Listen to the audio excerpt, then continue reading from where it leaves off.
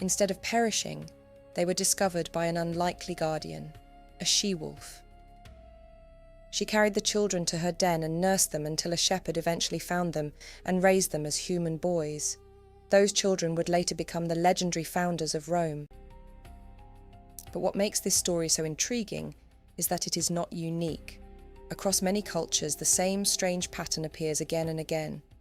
Ancient Turkic legends speak of a boy who survives the destruction of his people and is rescued by a she-wolf who protects him and becomes the ancestor of an entire lineage.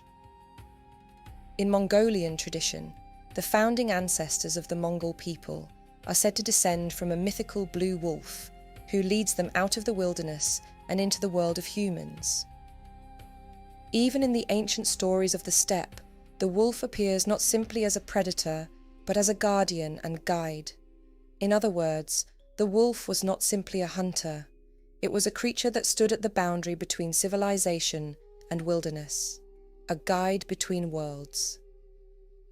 And that idea begins to sound very familiar, because in the Jungle Book, the wolves are not simply animals either. They are Mowgli's family. They adopt him from the human world and teach him the laws of the jungle. In many ways, they play the same role as the mythical wolves in ancient origin stories, creatures that stand between the wild and the human world. Because stories like Mowgli's are not only about wolves, they belong to a much older idea, the human being shaped by the wilderness.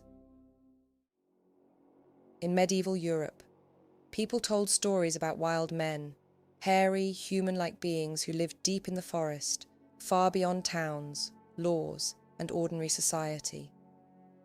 In medieval art, they are shown carrying clubs or branches, somewhere between man and beast.